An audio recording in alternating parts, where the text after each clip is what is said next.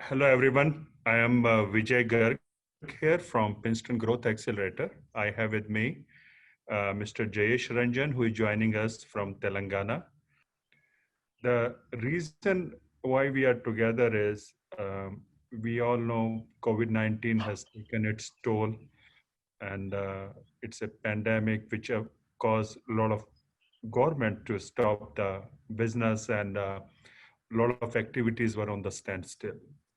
Now we are at a time when there are measures in place to control this, and a lot of people are curious from the USA side who are employers how to what is the state policies, what is Telangana government initiative, and if there are certain requests which need to be kept in mind, what are those requests we can make to the Telangana government? So here, Mr. Jayesh Ranjanji will be the one helping us out.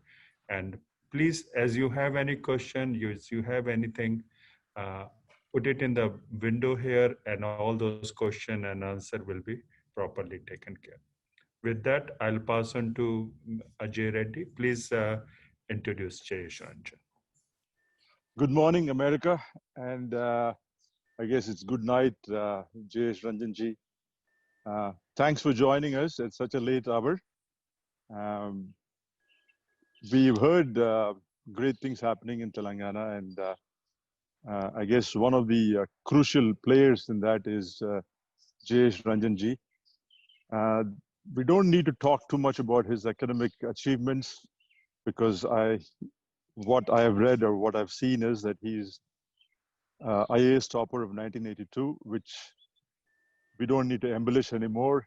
That itself speaks volumes for his academic achievements. And I happen to also read a little bit about him in the Telangana Today, about his personal background and where he came from. It was surprising. I mean, not surprising, but at the same time, I guess pretty much the kind of tour most of us have taken, that in our 20s, we all think about coming to US, pursuing the American dream. Some of us have done it, but some of us have also stayed back because of other reasons.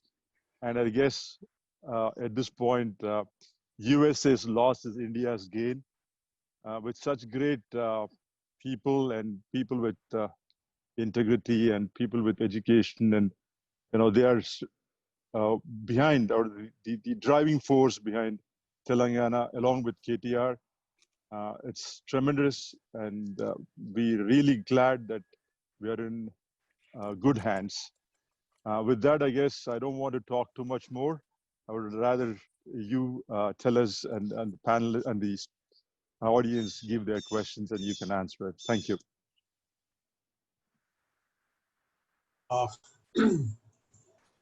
Thank you, Ajay Garu. Thank you, Mr. Garg. And good morning to all of you. Is my audio all right? Can one of you confirm that I'm well audio? Okay, thank you. Thank you, Ajay. So what I want to do is that I would prefer to spend more time answering your questions. But what I would also do before is that I will speak for about 10 to 15 minutes in 4 parts. I want to cover 4 topics. One, of course, is the very immediate concern which all of us have about COVID, what's happening in Telangana, and how we are managing. And I know that many of you have offices in Hyderabad, you employ people. There would be some concern about how quickly things will become normal. So I'll speak about COVID at length. Secondly, I will also like to share with you what are our thoughts and plans for post-COVID.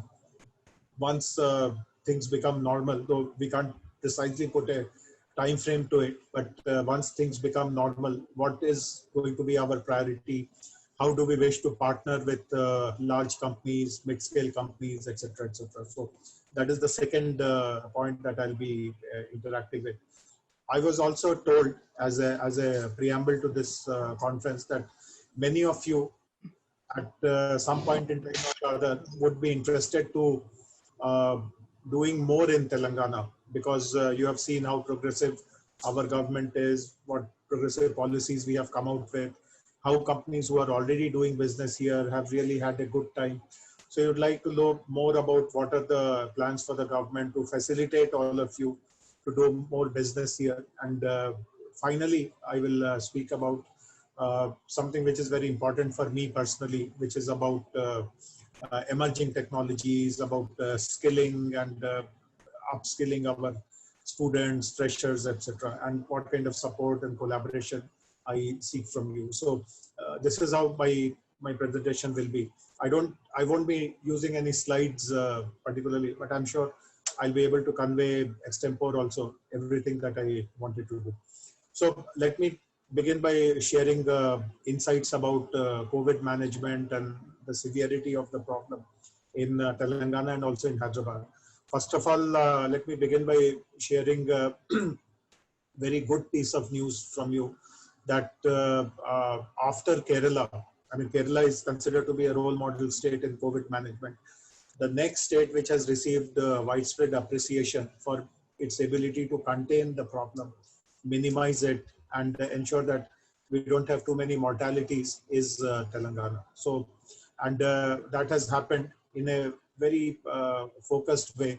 We have identified the initial carriers of this virus. We have been able to do their contact tracing by finding out where they spend their time, whom do they get in touch with, and doing very effective kind of containment and quarantine management. So the number of cases has not come to zero or single digit. In fact, just about an hour and a half ago, today's medical bulletin has come out, which has shown that there are 62 positives today. So every day for the last, let us say 1 week or 10 days or so, we are getting about 40 positives, 30 positives, 45 positives, 62 positives today. But at the same time, if you look at, let us say, Maharashtra or a Gujarat, there would be, so we had 62, they would have 620 today. Gujarat would have some 550 today. So, I mean, at the scale at which the problem is persisting in Maharashtra, Gujarat, Tamil Nadu, etc., it is not so in Hyderabad. And the other piece of good news is that all these new cases are coming. They are all coming from very limited, contained areas. So it is not spreading in the masses. And when we observed this pattern for the last 14, 15 days, and when we were assured that this is how it is going to be, we have opened up literally every part of the economy. So all industries, all factories. I'm also the principal secretary for industries in Telangana. And in no other state have industries been permitted to run all the 3 shifts, including night shifts, with 100% capacity. We have done that in Telangana. Telangana again is one of the few states which has opened private offices, including IT companies, 100%. I mean, there is no restriction. Many states are permitting only 1/3 of your employees to come, and so on and so forth. We have lifted all the restrictions. Of course, many companies themselves don't want to really jump into it and start bringing everyone on day one itself. They also want to exercise caution and restraint and see how this the overall safety scenarios pan out. So, but from our side, from government side, all these restrictions have been removed. So, as soon as mobility is permitted, that is international flights, domestic flights, as many of you would have learned about it, are starting from the 25th. Train journeys have already started. Buses outside Hyderabad are already moving. So hopefully by the end of the month, or at the most a week beyond that, we will be getting all our normal acts back in position, and things will be as usual. But of course, not to say that we are diluting any of those safety precautions, the guidelines. So when IT companies have been allowed to open, they have been given a very detailed briefing on what the SOPs are. So for instance, every person who is entering your office, his temperature has to be checked, and everyone has to put on a mask all the time. Within your office, if you have a small office, then of course you'll have to organize it together with the rest of the tenants who are in your building. You must have an isolation space. If anyone is found to be coughing or sneezing, etc., You have to remove that person to the isolation space. Common areas have to be sanitized at all time. You have to deploy more manpower for sanitizing. And we have given them contact numbers of emergency doctors and stuff like that. So as I said, while we have given flexibility to companies to have a full show also, so far till yesterday, the information was that just about 12% of staff have reported back to work. And and definitely caution is definitely appreciated at this point in time, and it is also well understood. So things are moving quite well. And I can also share this with you that one of the reasons why Telangana has done well as compared to other states is the fact that we have utilized technologies to a large extent. In fact, in the last 1 month or 1.5 months, I myself have attended lots of webinars. People have been curious to know about what technologies have been utilized here, and I have spoken at length. We have developed tools for contact tracing. In fact, we have a very, very strong AI and ML based predictive analytic tool, which tells us about the rate of transmission, the areas where hotspots can emerge. We have a very strong quarantine monitoring app. Again, many of you would be aware that in Hyderabad, we have large number of surveillance cameras. We have put a layer of artificial intelligence. So now if anyone is found moving in public without a mask, or someone is violating social distance norms, all that information goes to the control room very, very quickly, and police patrols go there to kind of take control of the situation.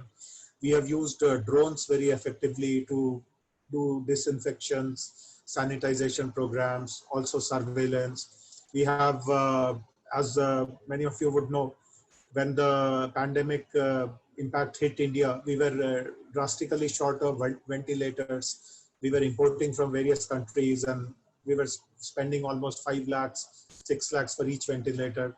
We have a prototyping facility in Hyderabad promoted by the government called T-Works, where in 12 days flat, our team collaborated and developed a ventilator with all functionalities, which cost just 50,000 rupees. So imagine, for something for which we were paying 5 lakhs, and now something which we can make ourselves for 50,000. So lots of very innovative usages of technologies, innovative usage of our startup systems, our innovators, etc., has helped Telangana become a success story in terms of COVID management. So this is how things stand today. If you have offices in Hyderabad, your staff are welcome to go and start work. While the work from home was happening in Hyderabad, at that point in time also, again, I participated in lots of these national level webinars, so people share experiences of other cities also. There also, Hyderabad has received lots of acclaim that we were able to transition everyone to work from home scenario in a matter of just 3-4 days, very smoothly. The shifting of hardware, loading software into that hardware, getting all approvals, permissions. Many companies operate in that SEZ kind of an environment and getting approvals. Many of them have clients in the US, getting their approvals, ensuring that the levels of confidentiality, security are maintained. All that happened very, very well. And our telecoms also stood up to the challenge. So the connectivity, the 4G, the bandwidth, everything was maintained perfectly. We did not, we did set up a kind of a help desk. Anyone having any difficulty in any of these can get in touch with us.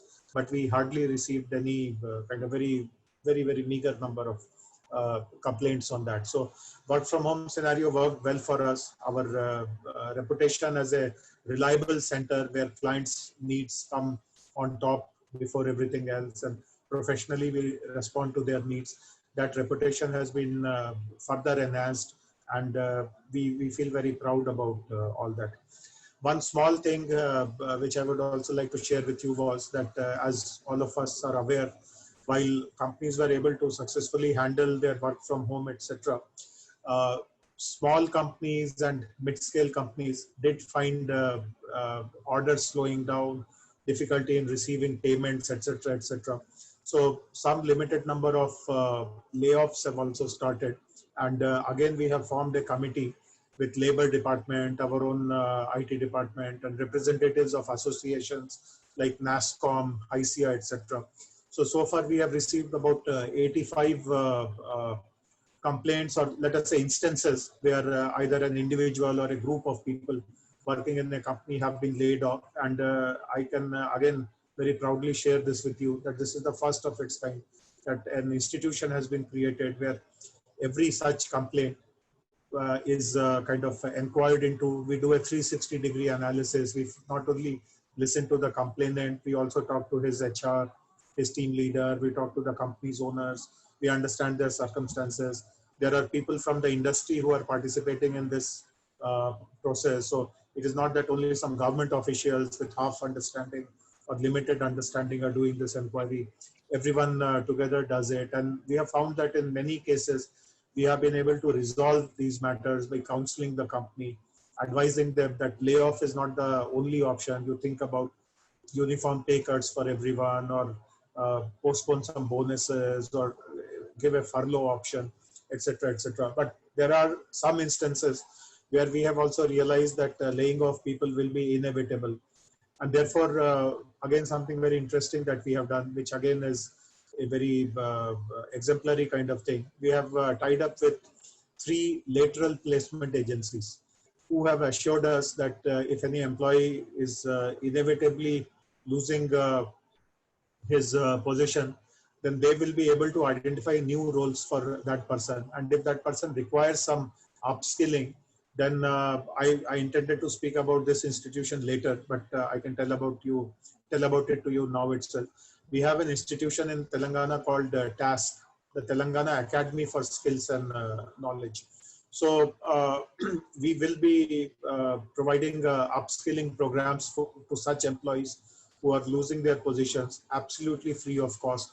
We have a large number of short modules of 21 days or 4 weeks or 6 weeks, etc. And whatever new skills they need to learn, they will be encouraged to learn that. As I said, it's completely free of cost. And then these 3 lateral placement agencies will help them find jobs, etc. So this is what the COVID scenario is. And I see that some questions have come on these COVID-related matters. So let me answer some of these questions right away. A few questions are on night shift. So the rule position is that night shifts are allowed. Your people can work in the nights also.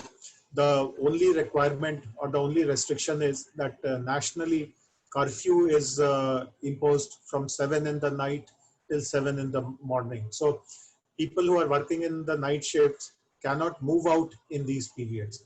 So let us say the curfew starts at 7 in the night. If you are able to bring your employees inside your office before 7 p.m., then you can make them work in the nights. But they should not move around on the roads beyond 7 p.m. and they should not come back on the roads before 7 a.m. in the morning. So if you are able to get your people in and leave them out only after the curfew hours, there is no difficulty at all. And many industries have started doing it. I mean, as you know, night shift is much more common in industries. Many industries have started doing it. They are housing their employees within their factories, etc. And they do that. Now, there's also a question about productivity of employees. If productivity has gone due to inadequate infrastructure, due to sickness, and if you furlough the employees or reduce their pay, as long as there is an objective system. See, when we inquire, as I said, we have started inquiring into all cases of complaint. First of all, if the decision is taken in a participatory way, everyone is explained why this decision is being taken, so that it doesn't reach a stage when someone has to come out and complain to us. That is fine. I mean, you have managed it well internally. It is only when the employee sentiment goes against the company and he comes out in public. Many times, most of these complaints we pick are tweet messages to our minister. As you know, our minister is extremely prolific on Twitter. He's very accessible on Twitter. Lots of people straight away address him if they have any grievance. And most of these 85 cases that we have come across, at least half of them have been picked from his Twitter feed. Some of them also write to the labor department, which, as you know, is the statutory authority to implement all these labor laws, etc. But as I said, if things come to that stage as well, we try to verify what are the circumstances under which the employee is being laid off, or any other penalties imposed. And if we find that there is a fair play, there is justification, we don't interfere in that. Only when we see. So the question asked is that whether there are any penalties. So first of all, in none of the 80 cases or 85 cases, barring very, very few, just 2, 3, we have come to a conclusion that some penalty is warranted. Either we have convinced or counseled the company to kind of change their stand and do a different kind of a thing, or we have found that whatever they have done has been fair, and we give upskilling option and lateral placement option to the person. Similarly, in some cases where we have found that things have been unfair and the company could have dealt with in a different way, we have encouraged the employee to file a formal complaint in the labor department, and then procedures as per the statute will happen. So this is how things are. And the last question is about transport, that even if you have opened the companies, but if public transport has not opened, then how do you travel to office? So as of now, all these cab aggregators like Uber, Ola, Meru, they are all operational. They are flying like normal. Auto rickshaws are flying like normal. Only the metro rail and the RTC buses are not flying within Hyderabad city. They're flying in the rest of the state. So if your employees have to take any cab, etc., like Uber, Ola, they're all operating, and auto rickshaws are operating. RTC, since they have some number of buses available in their depots, they have also offered to IT companies that if a company or a group of companies want to hire an RTC bus, that can be given, and many industries have actually taken up that offer, and the rentals which RTC charges is also very, very reasonable. So that is another option. So that is about COVID. Now, one question is that since COVID trend is not going down, can employees continue to work from home? So there is no difficulty at all. I mean, this is completely at the discretion of the companies. I told you already that right now the attendance in offices is just around 12% or so, which means that 88% are still working from home. So as long as you are able to manage that scenario, and I would recommend everyone to follow NASSCOM's advisory. NASSCOM has also recommended that there should be a gradual opening. So when everything was under lockdown, the percentage was just about 2%. So from 2%, let it bring it to 5. After a week or so, let us bring it to 10, then 30, 40, 50, and so on and so forth. So this is how things are. And a few questions are about night shift. I already clarified that you will have to manage that. You will have to bring them by 6:30, and then you will have to allow them only after 7. But post their work hours, let us say the shift completes at 3:30. 3:30 to 7, it will be safer if they stay in the office. They need not work. They can rest. You can create some bunk beds, or you can put some kind of a leisure area where they can kind of relax. So, but because movement till 7 a.m. is absolutely prohibited, and we cannot give any permissions. If you're hoping that some permissions can be, some exemptions can be given, some permissions can be given, perhaps not. But let us wait till the 31st. As I said, the 4th phase of lockdown gets over on the 31st, and thereafter let us see what kind of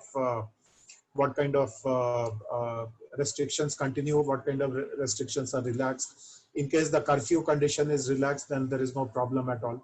But right now, this is the only solution, that if they come to the office before 7 p.m., there is no problem. If they remain in the office till 7 a.m. and then leave after that. You have asked about hostel. So there is no kind of ban on closure of hostels, and it is not that all hostels have closed. In fact, some hostels where the hostel owners found the cost of operating that hostel to be difficult, because companies were all working from home, and many people wanted to go back to their homes, etc. But my information is that even during the peak of lockdown, almost 1/3 plus hostels were open. And now that business is coming back to normal, more and more hostels are reopening. So I don't think there will be any big issue, big challenge. For some days, they can manage in whichever way possible in case their particular hostel is not open. And let me also share this with you that to handle any kind of individual grievances, suppose there is a particular hostel where a large number of your employees stay and that hostel is closed, etc. We have an institution in our IT community, which is called the Cyberabad Security Council. And I will see if I can share their contact details. I can type their phone number, etc. So Cyberabad Security Council has been mandated by the IT industry and the police to gather all these kinds of individual issues. Suppose there is any particular landowner with whom you have some problem, or any other very specific, company specific, location specific, building specific kind of issue, then Cyberabad Security Council has intervened in the past also and has got many of these issues resolved. So I'm sure your local, I mean the representatives who are here in Hyderabad for your offices, I'm sure they will know who the Cyberabad Security Council people are and what kind of help they can provide. So please take care of that. And on the chat board, there is one more question. Maybe post this question, we will move on to other topics, unless there is something very, very pressing. So this particular question is that what kind of checkpoints are needed before an employee enters into the office? He only requires to carry his company ID. There is no separate pass, there is no movement pass, etc., etc. No permissions are required, no approvals are required. Even if you have to run the night shift, no separate permission is required. The only restriction, as I already mentioned, is that your people must be in before 7 p.m. Actually, the factories right now are closing at 6 p.m. itself, so that in 1 hour's time, their people reach home and no one violates the curfew. Curfew adherence is a national guideline. It is not a Telangana specific guideline. But if you are able to bring people before 7 p.m., you are free to run your operations at any time. No approval, no permission, etc. required. So this is the present scenario of managing COVID and continuing your operations in the COVID scenario. One more thing which I would like to share with you, I do not know whether it has come to your knowledge or not, but Government of India has started providing relief packages for different sections of the economy, and 2-3 very significant relief packages have been announced for MSMEs also. And many of the IT companies, apart from the big ones, will come under the definition of MSME, which means that your investment in your equipment, etc., is up to 20 crores, and your annual turnover is 100 crores. So if your turnover is below 100 crores, that is of your Indian subsidiary of your Indian office, you qualify to come under MSME. And there are some attractive schemes which have been announced. One of it is a collateral-free loan. So this is a scheme which you should try to benefit from. All the banks, the bank with which you have some financial transactions, they will give 20%, they will give a loan amount equivalent to 20% of your existing liability. Whatever is your liability with that bank as on February 29th, till 20% of that amount you can take as a collateral-free loan. The interest rate has also been decided by the Union Cabinet. I think it was yesterday, 9.25%. And you have 4 years to repay that loan with 1 year of moratorium. So it is a very good deal. Similarly, if any of you are a borrower from SBI, SBI has started giving what are called COVID loans at 7.6% interest, which is almost 1.7% less than this 9.25 of the national Atmanirbhar package loan, which all banks have started to give. So if you are a SBI account holder, you can take that COVID loan as well. and anyone else, non-SBI, or even if you are an SBI holder, you can take both the loans. You can take COVID loan at 7.6% and the national loan, Atmanirbhar loan at 9.25%, and you will be benefited by taking this amount and helping it to settle your rentals, your your wage payments, some other credits, etc. that you do. So that is what I wanted to tell you. Now, some further questions about COVID is coming. One is that how often do you need to sanitize it? So all these are given for in the SOPs, which the Cyberabad Security Council, after consulting the police and us, have released. I can mail a copy to maybe the organizers of this webinar. They can pass it on to everyone. But I'm sure your local your representatives know this. So 2-3 other questions have come. That one is a very important question. That after the office has opened and if there is a COVID positive case, so again there are health department SOPs for that, because this is not something very unique to Hyderabad. It can happen in any city when an office opens and a person is found positive. So Ministry of Health in Delhi has given the SOP for that. Again, you can look it up on the internet, or I can forward it to you. The broad answer is that if there is a person who has been found to be COVID positive, you don't have to close down the whole office at all.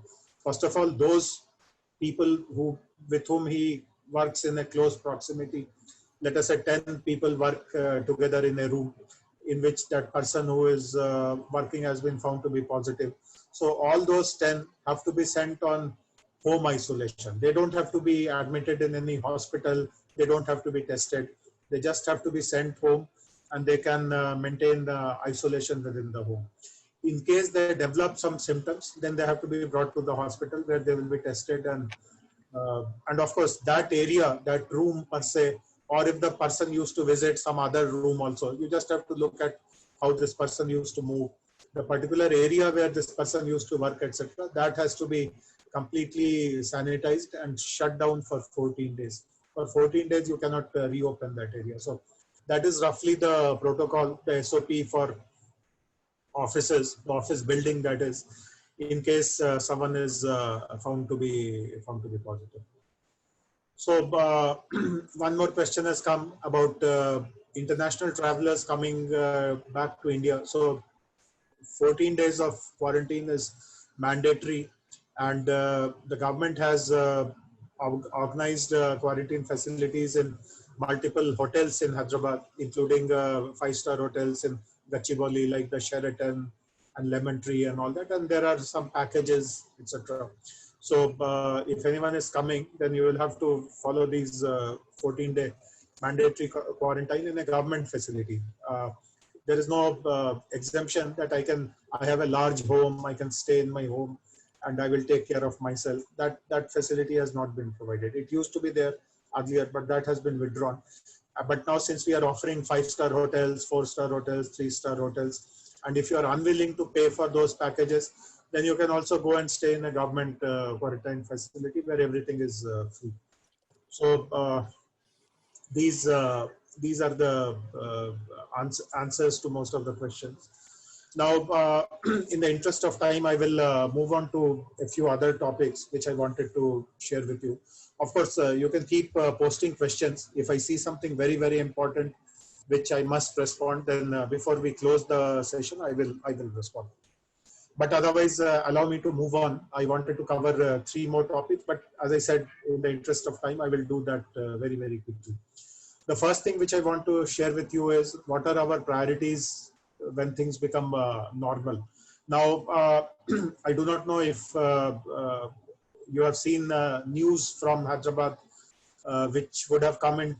I mean, it has come in the papers today in the morning here in Hyderabad. It was reported on the net yesterday. Every year we analyze what has been our annual performance. What is the value of IT exports, how many new IT jobs we have created, how much did we grow as compared to last year, how is the growth as compared to the national average. And I feel very proud to share with you that we have done extremely well. We have done exceedingly well. Between last year and this year, our IT exports have grown by 17.93%. And in the last 5 years, this is the highest amount of growth that we have clocked in one particular year. Our IT exports now stand at 1,28,000 crores. I don't know how much will that be in dollars, maybe $15 billion approximately, but it is a very impressive number. And we have added approximately 40,000 new jobs. So this is something which has been extremely positive. Of course, the financial year for which these figures were reported, that ended on March 31st. And thereafter only the whole of April, the whole of May, we have seen these rough times because of COVID. So next year, definitely there will be some slowdown. But again, our interest is that we should bounce back as quickly as possible to normal. And our momentum, which we have built for the last 5 years, this impressive growth, etc., that should not stop at all. So we are very keen that companies should get back to normal. And we want to follow a three-pronged strategy. The first strategy is that to all the mids, and let me also share with you that lots of that growth, in fact, a significant percentage of that growth actually comes from mid-scale companies, from small companies. For the whole world, we keep telling that we have Apple here, and we have Google here, and we have Microsoft here. But the reality is that it is mid-scale companies like yours, small companies like yours, which actually provide us with all the growth and with all the employment numbers. So we can't ignore what your contribution is.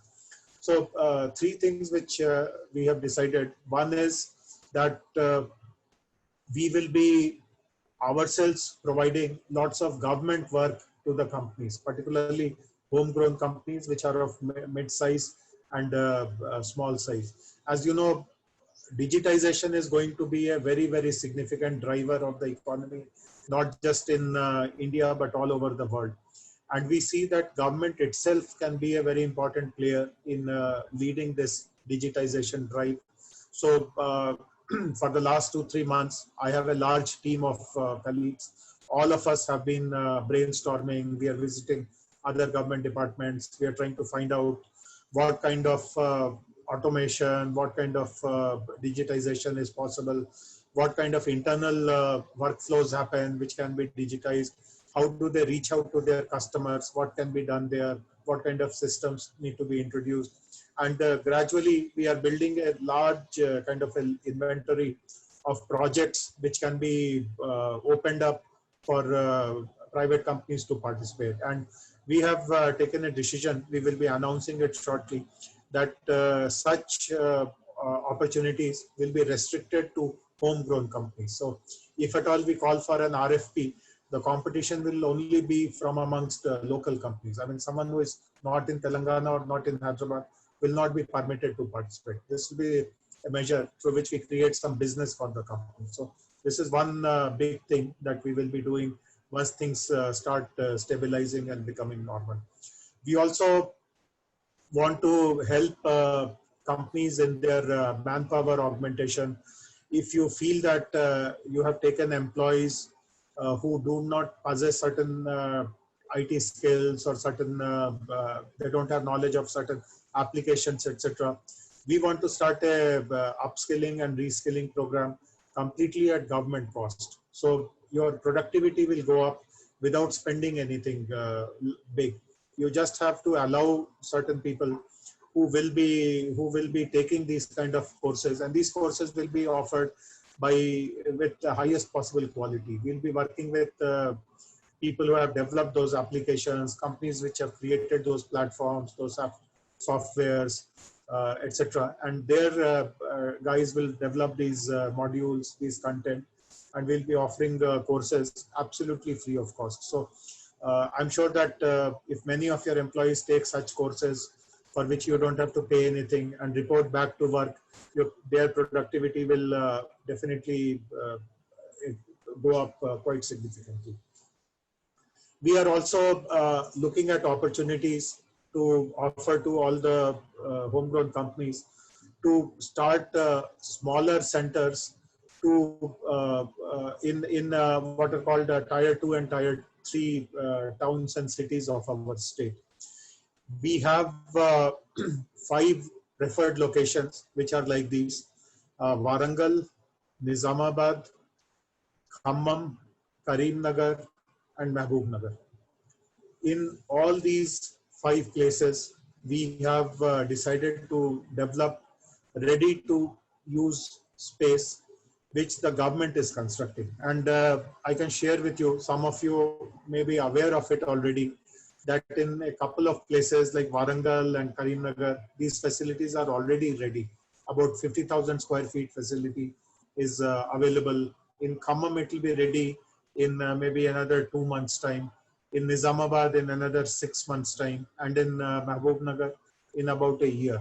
So in 5 places, we are offering, and we are planning to give it to them because of this COVID impact, etc., at absolutely free of cost. No rentals will be charged.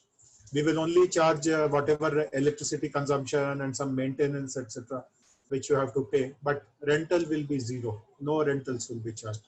And we will also be helping you with recruiting manpower in these centers. So one option, of course, is that if you have, let us say, in your Hyderabad office, 20 people from Khammam or 30 people from Warangal who can be motivated to go back and work there. So that option is already there. And I think that may also work because many people would like to go back and stay home, etc., etc. In this post-COVID kind of thing, staying in urban centers and all the health scare, etc., may motivate many people to move back and stay safe in their own homes, etc. But suppose you want to recruit locally, we are also empaneling about a dozen top engineering colleges around that location. So in Karimnagar, for example, which are the top dozen engineering colleges? In Warangal, which are the top dozen?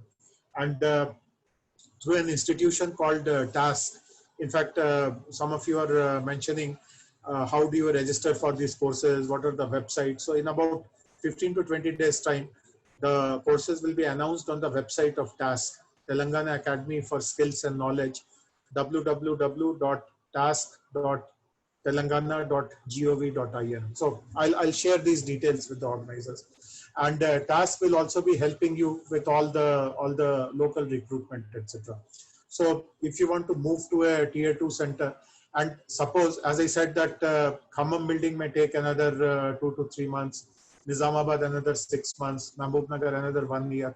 But if you want to go to these places now itself, we have also identified certain private buildings which are available to us for a short period in time, till our own building gets ready.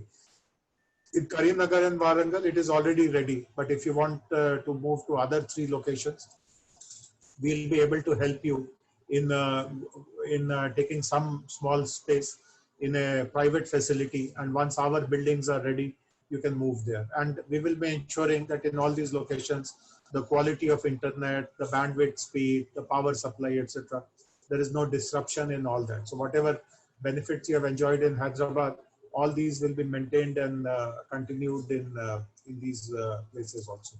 So these are some of the additional things which I wanted to share with you. But 2 things which I want from you. One is that when I speak about, I mentioned that we will run reskilling programs, and any of your existing employee, if you think that his productivity is low, but if he learns some, there is a question, there's a comment on the chat box about cyber security. So suppose he says that, suppose you feel that cyber security has become very, very important. I would like to train 10 of my guys in cyber security so that I can start a small cyber security vertical. We will train them at our cost. But you have to tell us what to train. I mean, you must give us much more because you have a pulse on the US market, you know, what kind of applications, what kind of requirements come from your clients. So you have to guide us about it. And once you tell us that, see, cybersecurity is a very broad thing. I mean, there are 150 things which can be taught within cybersecurity. So if you tell us that maybe access management has become very, very important thing, give a short module on access management to our people, or identity theft has become very common, start a course on identity theft. So you have to tell us precisely what course. And if you tell that in the US, let us say everyone is using Kaspersky's solution, so we will design a course around that and run it for you. So guide us, and we will be very happy to do it. Sure, we will do that, Jayesh. As a matter of fact, we are helping out the unemployment situation in US, and we are coming up with some courses. We will share that with you, which will be also helpful for Indian market also in things like cybersecurity, the cloud migration, and things like that. We will help you with that. Yes. So absolutely. So that is that will be very helpful. Similarly, when I told you that in 5 places we will be creating government facilities, plug and play facility where you can just move in, no rentals will be charged, at least for the next 3-4 years, till absolute normalcy comes. And if you want to apply for that, then I have given my mail ID at the very beginning of this session. I have put my phone number also. That is also my WhatsApp number. So you can text me, you can WhatsApp me, you can send a mail to me. I'll be very happy to give clarifications, etc.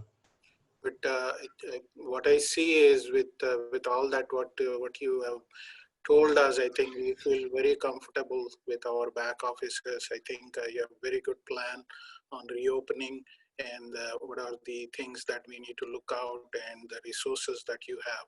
It is very impressive. Yes, and maybe since this was supposed to be a 45 minutes session, and I think we have already crossed that, 1 or 2 questions I'll answer, and maybe I can stop here. So one question is, what is the process to participate in government projects? How do we get empaneled? So we have not yet worked out these kind of details, Balaji Garu, but we will do that. Right now, we are focused on identifying projects within our government system from our government departments, and a reasonable number of projects have come. So we will be developing these kind of guidelines. What will be the eligibility criteria? How will we evaluate, etc., etc.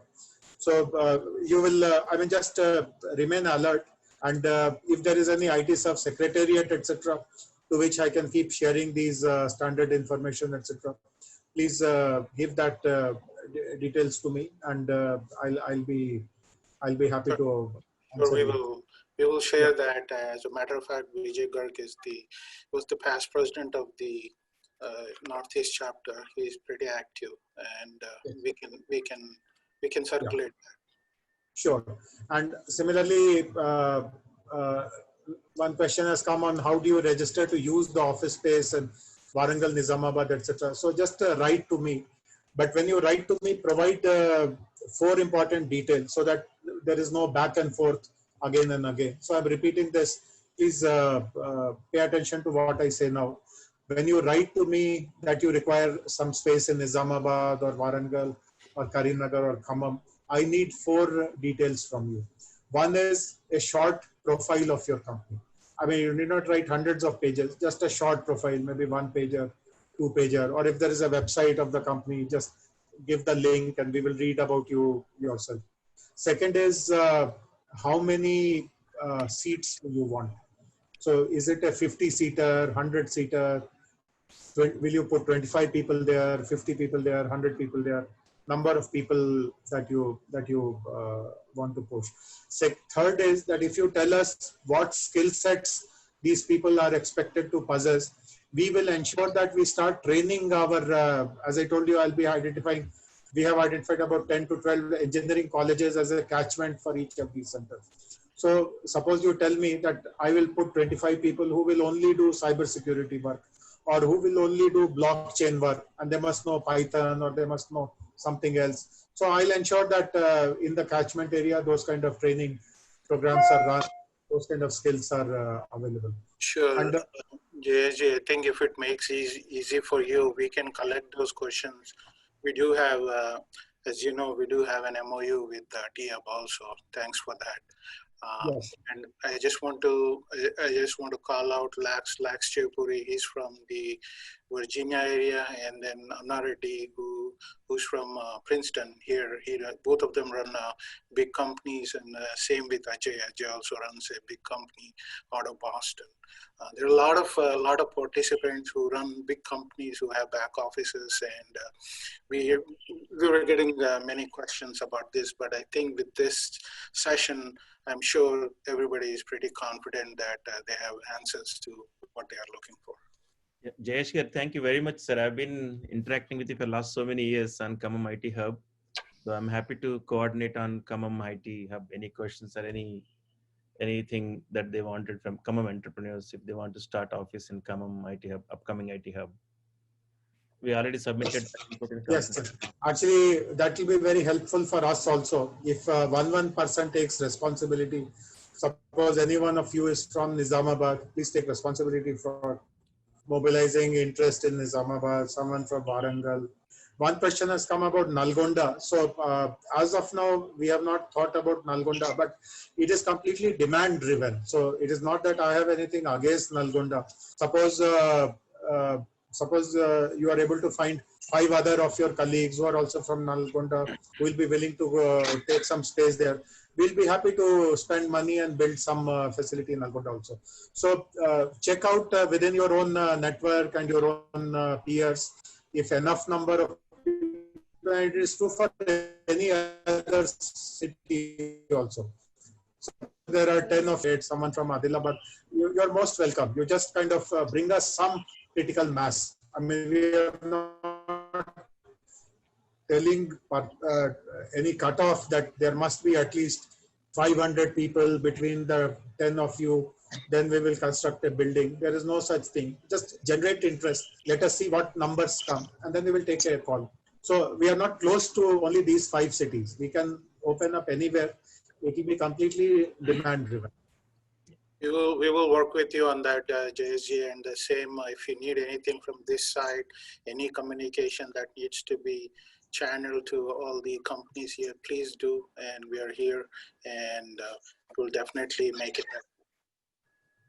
Certainly, Suresh Garu. So, I mean, it was nice interacting with all of you. We read that things are still not quite all right in the US, large number of cases, but I hope that most of you are in the Midwest, I was told. Yes. I hope things are better there, and the real problems are in New York, New Jersey and all. So please stay safe, and if there is, I mean, besides your IT work, etc., if you want any personal help also, if there's any family member in Hyderabad or Telangana, if there's any other requirement, any emergency, feel free to take help from me. I'm a senior member of the government here. I'm well connected here. So anything else also that you need help with, please don't hesitate to reach out to me. Definitely, JSG. Whenever we reached out to you, you helped us. Thank you. I know it's late in the night for you, and you were pretty busy throughout the day. Thank you for coming over. Thank you very much, JSG. Very nicely put, and you articulated the Telangana agenda very nicely and very impressive. Thank you so much. Vijay. And we hope this is a good start of a communication amongst this group. And we see a lot of questions. We had a capacity of 100 people for the webinar, and all 100 registration finished this time. And Anna Reddy here, who is CEO of EZEN, was very instrumental in bringing this group together. And we hope we will have some more job creation opportunity related to Telangana, as most of us are very vested in this. Anna, you want to say a few things? Jayesh, thank you for your information. And we are thinking about how to start from June 1st, but this information, whatever you delivered, It's helped us a lot. Thank you so much, and we will keep in touch base with you, Jayesh. Nice talking to all of you. And whenever next you want to have such similar interaction, please feel free to let me know. I'll be very happy to spend time. Thank you all once again. Thank you very much. Thank you. Thank you. Thank you all the attendees also. Appreciate it. Thank you. Thank you.